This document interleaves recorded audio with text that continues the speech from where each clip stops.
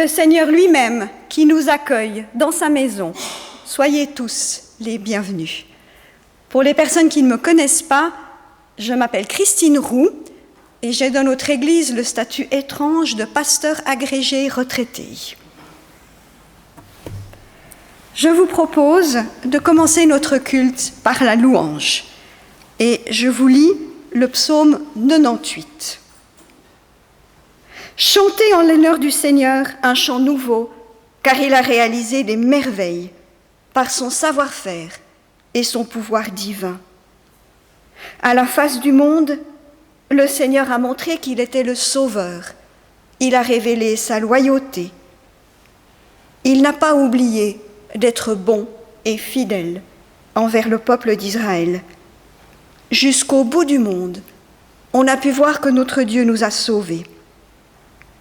Gens du monde entier, acclamez le Seigneur. Dans votre enthousiasme, poussez des cris de joie. Célébrez-le en musique. Célébrez le Seigneur avec la lyre et aux accords de l'orchestre.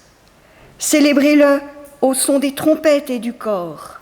Lancez vos acclamations en l'honneur du roi, du Seigneur. Que la mer mugisse avec ce qu'elle contient et la terre ferme avec ses habitants.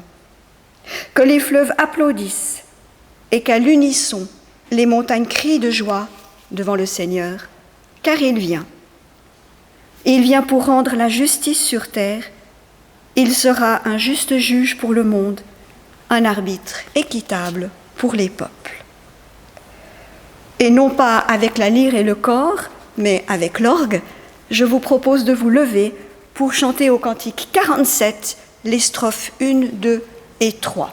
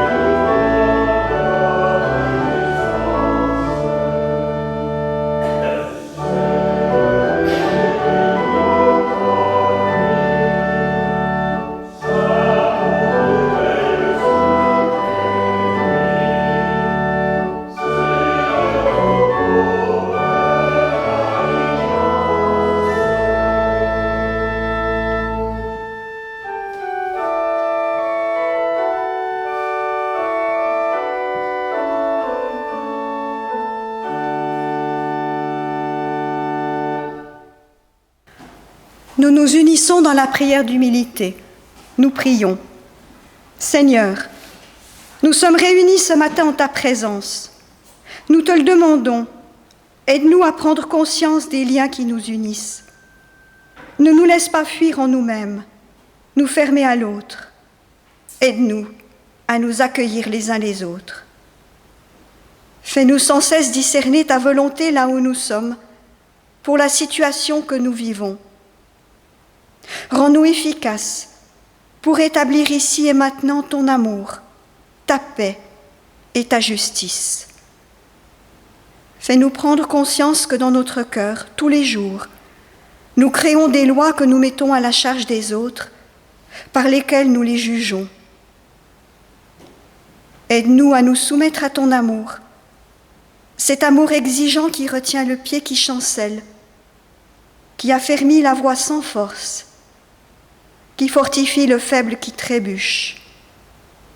Donne-nous de voir, de comprendre l'autre à travers des yeux de frères, de sœurs, ceux de ton Fils souffrant sur la croix, ceux de tes témoins, signe de ton amour qui pardonne. Seigneur, guide-nous en Jésus-Christ. Amen. Et nous chantons le numéro 81.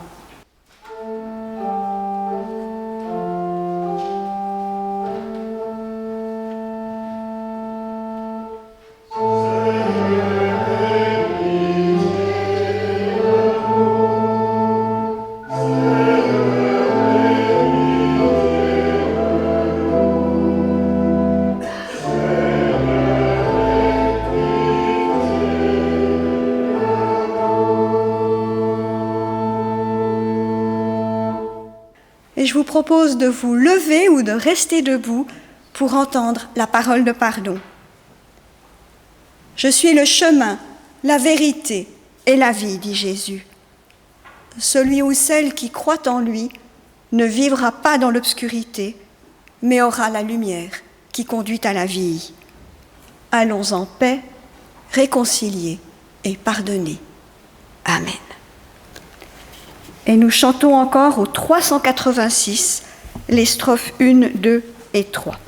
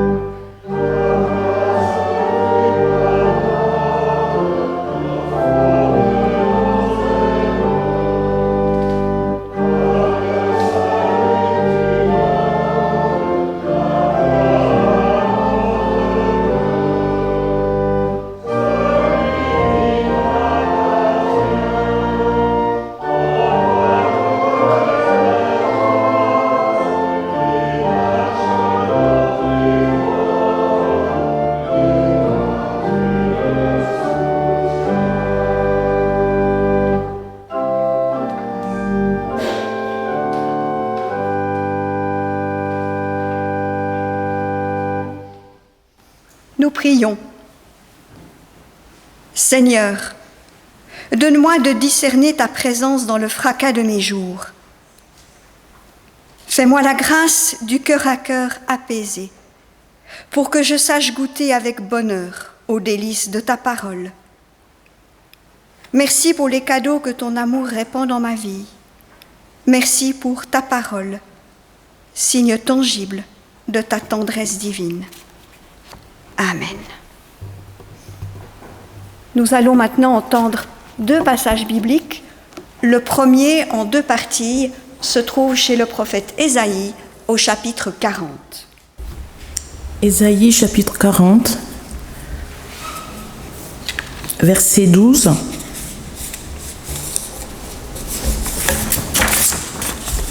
À 17.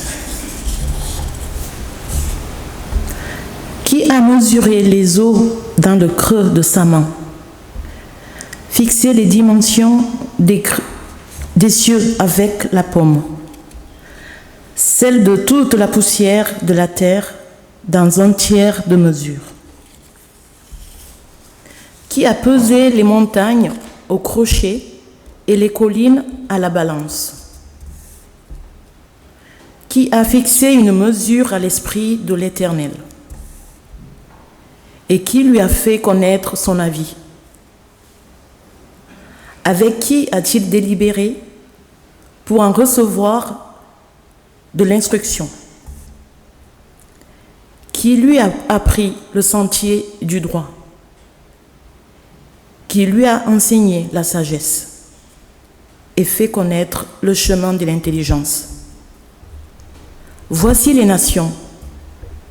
Elles sont comme une goutte qui tombe de seau. Elles ont la valeur de la poussière sur une balance. Voici les îles. Elles sont comme une fine poussière qui s'envole. Le Liban ne suffit pas au bûcher, et ses animaux ne suffisent pas à l'holocauste. Toutes les nations sont devant lui comme rien. Ils ont moins de valeur pour lui que néant et vide.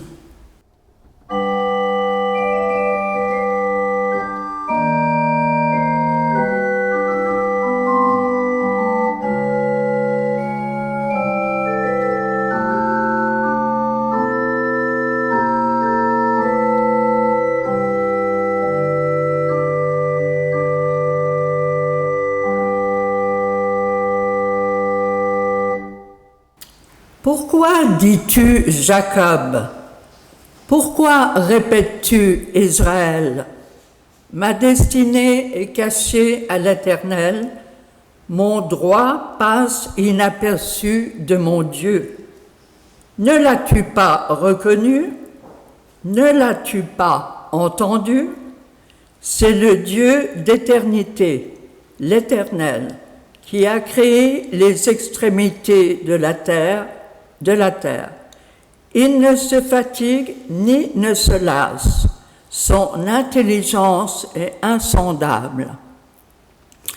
Il donne de la force à celui qui est fatigué et il augmente la vigueur de celui qui est à bout de ressources. Les adolescents se fatiguent et se lassent, et les jeunes hommes trébuchent bel et bien. Mais ceux qui espèrent en l'Éternel renouvellent leur force. Ils prennent leur vol comme les aigles. Ils courent et ne se lassent pas. Ils marchent et ne se fatiguent pas.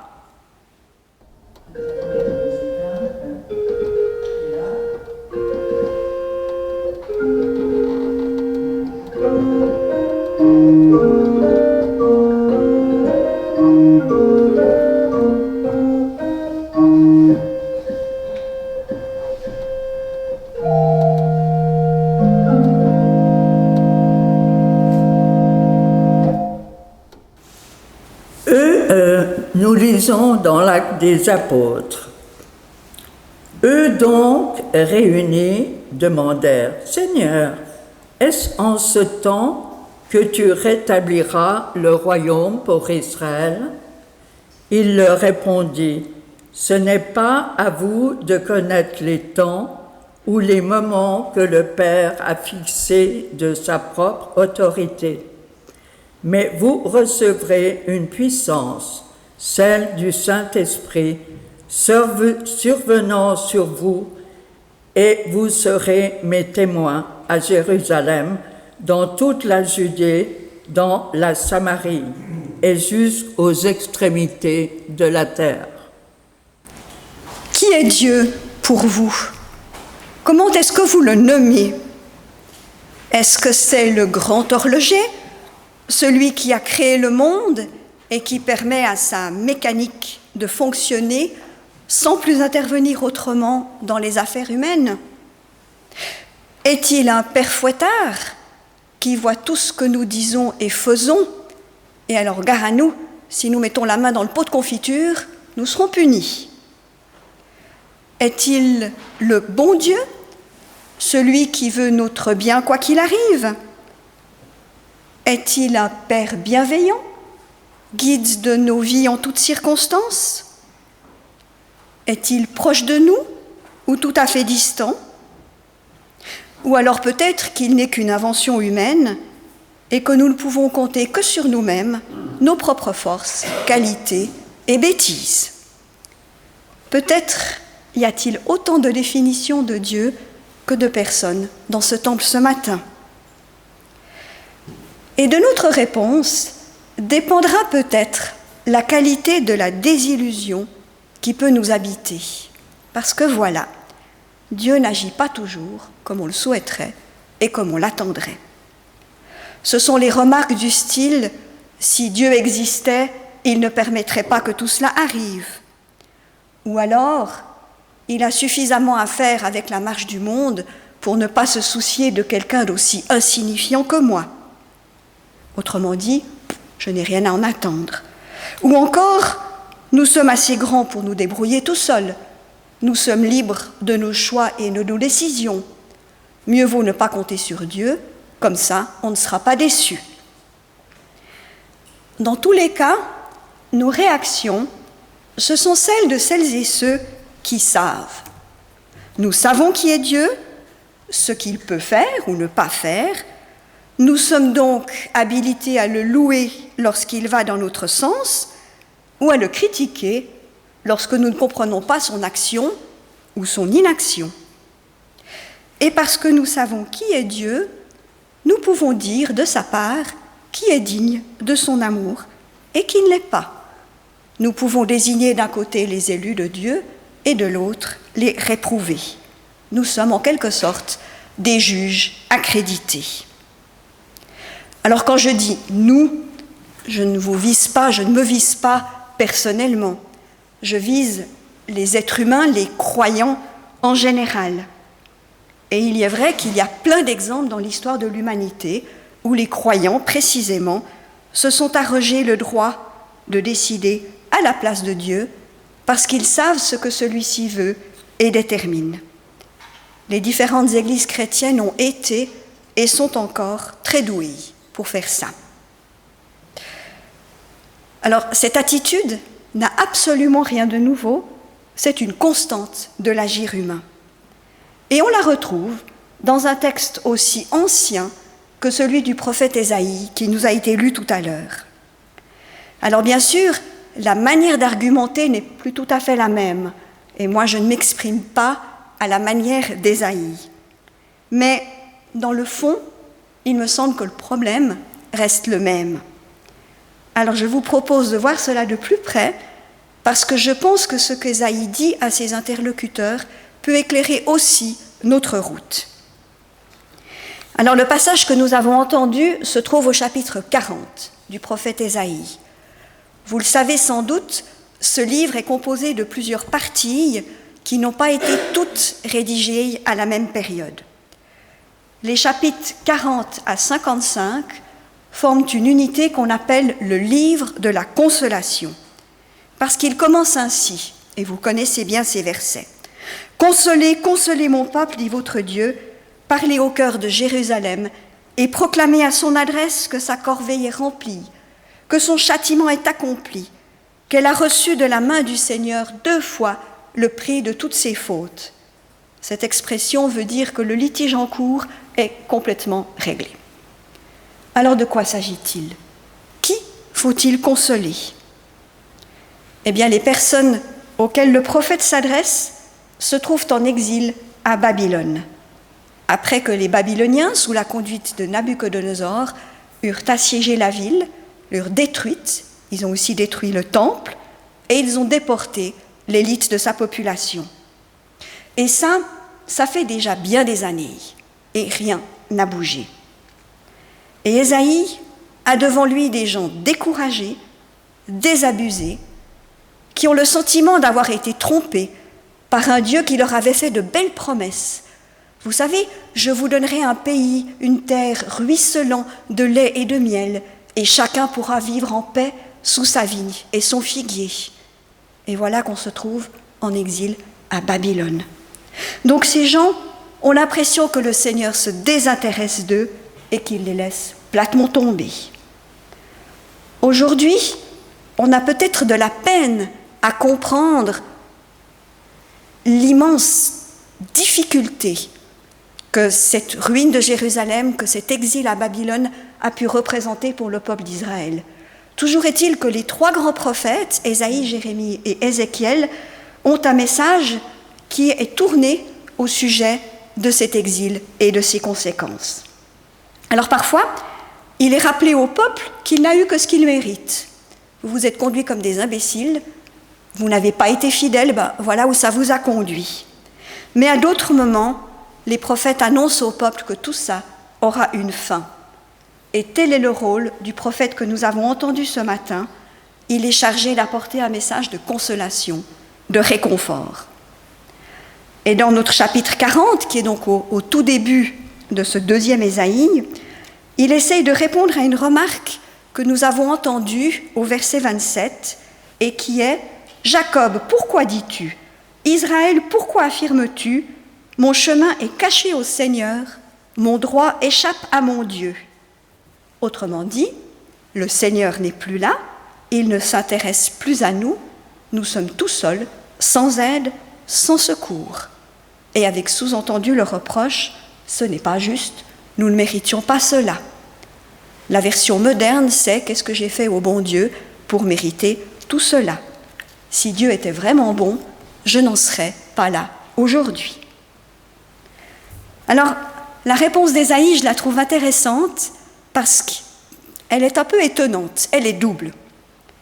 D'abord, le prophète ne cherche absolument pas à justifier Dieu, à expliquer son attitude.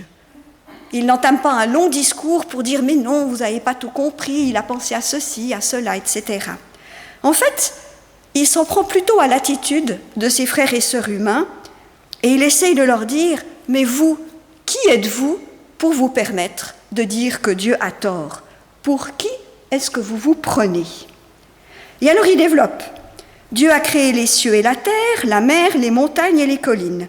Et vous prétendez prendre la mesure de ce qu'il fait avec votre système de mensuration insignifiant face à l'immensité de la création. » C'est le verset qui dit, qui a jaugé, c'était des mesures à l'époque, qui a jugé dans sa paume, la paume, les eaux de la mer. Il y a une différence d'échelle. Qui a toisé dans son empan, l'empan, ça allait du bout du pouce au bout du petit doigt, c'est un peu plus grand que la paume. Qui a pu calculer avec son empan la dimension des cieux. Qui a tassé dans un boisseau, alors le boisseau, on ne sait pas ce que c'est, dans votre version, c'était un tiers de mesure, je crois. On ne sait pas exactement quelle quantité ça fait, mais enfin, on peut imaginer un petit seau ou quelque chose comme ça, et qui a pu, là-dedans, peser les montagnes. Et puis enfin, il est question d'une balance. Ah, c'est génial, la création, vous l'avez mise dans une balance, puis vous avez mis des petits cailloux pour voir où ça en est.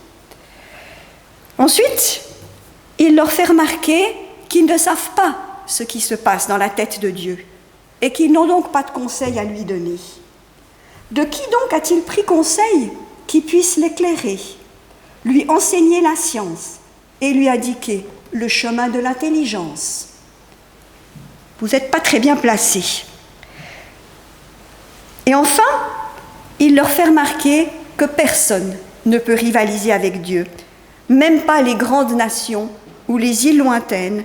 Elles ne comptent pas plus pour lui qu'une goutte d'eau ou un grain de poussière. Voici que les nations sont comme une goutte tombant dans des seaux, elles comptent comme poussière sur la balance. Voici les îles. Les îles, c'étaient les pays très lointains. Comme de la poudre, il les soulève. Alors je l'ai dit tout à l'heure, aujourd'hui on n'argumente plus comme cela. Mais ce texte d'Ésaïe nous rappelle ce que nous oublions bien souvent, c'est que nous ne pouvons pas mettre la main sur Dieu, nous ne pouvons pas décider pour lui, juger à sa place. Notre Dieu nous dépasse infiniment, et c'est une bonne chose, parce que nous-mêmes, nous ne sommes incapables d'agir et de penser pour le bien de tous. Il y a des choses ou des événements qui nous échappent, et nous devons l'accepter. Comme Jésus le dit à ses disciples, nous l'avons entendu dans le passage des Actes, les disciples qui lui disent « Mais quand est-ce que tout ça va arriver ?» Eh bien, il leur dit « Vous n'avez pas à connaître les temps et les moments que le Père a fixés de sa propre autorité. Ça, c'est pas votre boulot. » Et ceci, non pas parce que Dieu voudrait nous maintenir dans l'ignorance. Au contraire, il a tout fait pour nous expliquer sa volonté, son dessein pour chacun de nous, son amour pour l'humanité. Il nous a même envoyé son propre Fils pour que nous ayons un vis-à-vis qui parle le même langage que nous et qui nous donne l'exemple à suivre. Seulement, il nous est rappelé que nous ne sommes pas Dieu et que nous ne pouvons pas penser et agir à sa place. Notre rôle n'est pas de juger, de condamner, de séparer les humains les uns des autres. Notre rôle n'est pas non plus de juger et de critiquer Dieu dans ses actions. Bien sûr, on a le droit de se poser des questions, de ne pas tout comprendre, de demander de l'aide pour avancer, mais ce n'est pas nous qui sommes à la barre. Notre rôle, il est différent et il est important, c'est que nous sommes des témoins, appelés à témoigner de ce que nous recevons, de ce que nous vivons, d'abord ici, immédiatement, et puis lorsque là se donne plus loin. Et c'est ce que Jésus dit à ses disciples, après leur avoir dit « C'est pas à vous de connaître les temps et les moments que le Père a fixés de sa propre autorité, mais vous, votre travail, vous allez recevoir une puissance, celle du Saint-Esprit, qui viendra sur vous. Vous serez alors mes témoins à Jérusalem, c'est-à-dire là tout de suite, dans toute la Judée et la Samarie et jusqu'aux extrémités de la terre. » Chacun sa place. Et puis, après avoir remis ses interlocuteurs à leur place, Ésaïe leur propose un deuxième argument pour les aider à surmonter leur découragement.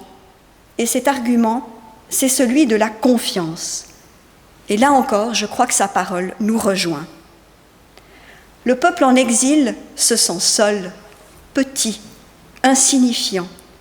Dieu se désintéresse de lui. Qu'est-il au regard des grandes nations, comme les Babyloniens, les Égyptiens? Israël, c'est ridicule, là au milieu. Eh bien, la réponse d'Ésaïe, c'est que Dieu n'abandonne jamais les siens, quelles que soient les circonstances. Alors oui, c'est vrai, l'adversité existe, l'exil, la souffrance, le sentiment d'abandon sont des réalités. La vie n'est pas un long fleuve tranquille.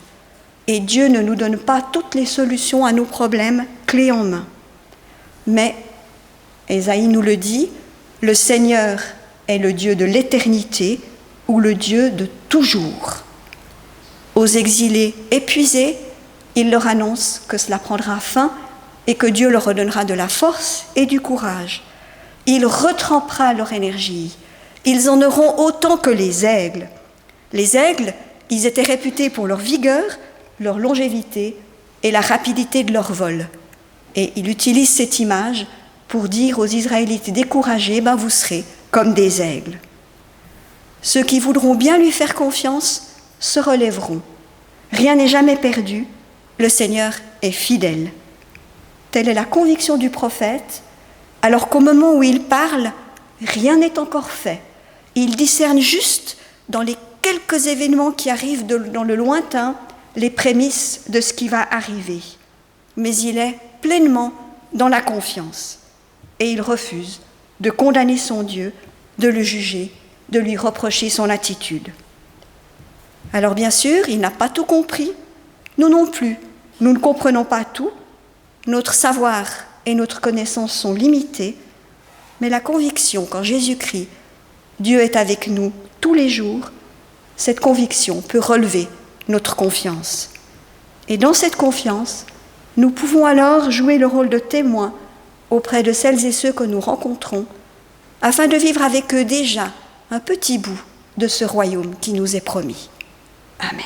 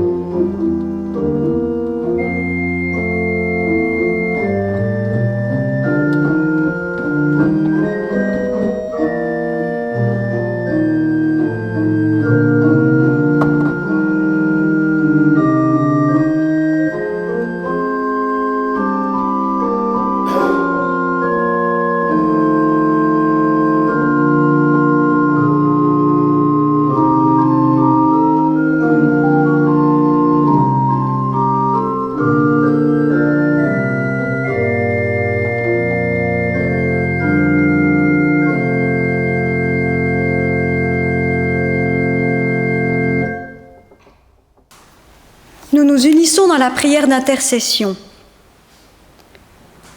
Père céleste, nous venons à toi en ces temps de pauvreté et de famine, tant physique que spirituel.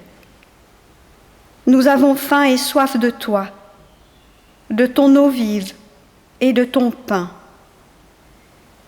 Nous venons à toi et nous te présentons toutes celles et ceux qui, dans de nombreux pays, se sentent isolés et accablés par le chagrin, le déplacement et la perte. Que ton réconfort les entoure, leur rappelant que même dans la solitude et le désespoir, tu es présent. Aide-nous à trouver refuge et réconfort dans tes bras d'amour. Donne-nous le courage et l'audace de te chercher dans nos épreuves, en ayant confiance que tu pourvoiras, que tu nous soutiendras corps et âme, et nous encourageras en toutes choses. Au nom de Jésus, ton Fils. Amen. Concernant les annonces, je sais qu'il y a la Bible au vert le jeudi à 19h30. J'ai vu que dimanche prochain, le culte est à Saint-Pierre à 10h. Je ne sais pas s'il y a d'autres annonces à transmettre. Non ? D'accord. Et puis j'ai vu qu'il y avait un après-culte qui avait été prévu, donc ne vous sauvez pas trop vite. Nous allons chanter notre dernier cantique pendant lequel l'offrande sera recueillie. C'est le 392, strophes 1, 2 et 3.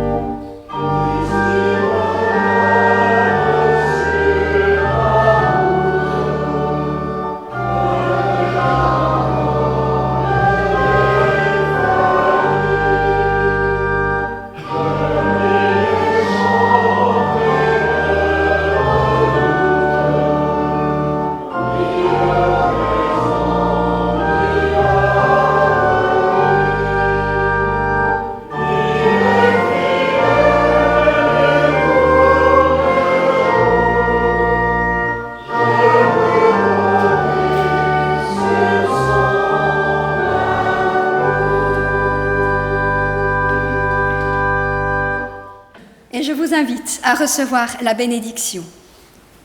Notre Dieu nous aime et nous garde. Il nous accompagne. Soyez en paix chaque jour de votre vie. Amen. Et nous nous rasseyons pour entendre le dernier morceau préparé par Didier.